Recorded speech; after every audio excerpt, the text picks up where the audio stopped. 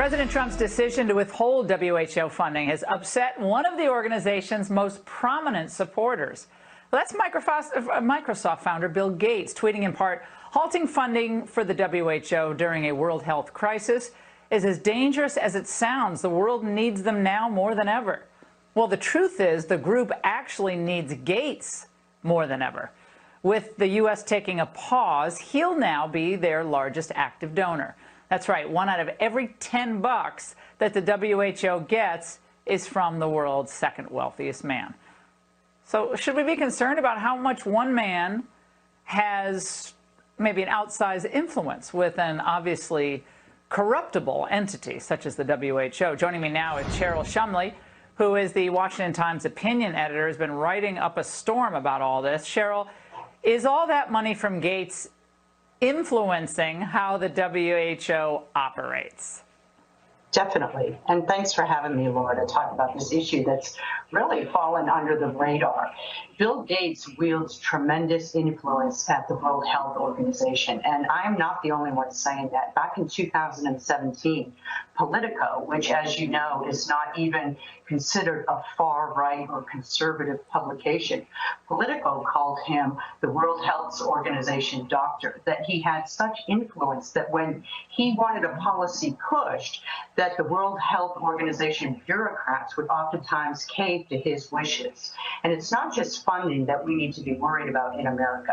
This is an unelected guy who really has no political affiliation with America, and yet he has been given a huge platform to push what I view as anti-American policies based on coronavirus figures. Yeah. And this is something that he's not going to be held accountable to by voters.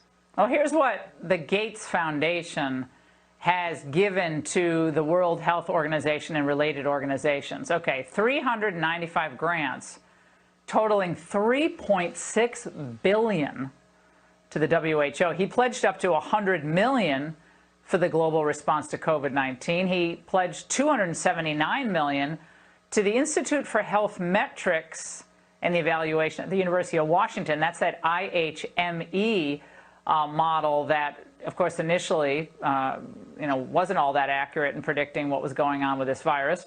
It's more accurate now with all the new data. And he gave $13.5 million in grants to the CDC Foundation. People think the CDC is just kind of an independent government agency, but they get money from the Gates Foundation. So it seems like Gates has his hand in pretty much everything pandemic-related, Cheryl. Well, here's an interesting tie. So Bill Gates, for the longest of times, wanted to have the World Health Organization declare coronavirus a pandemic.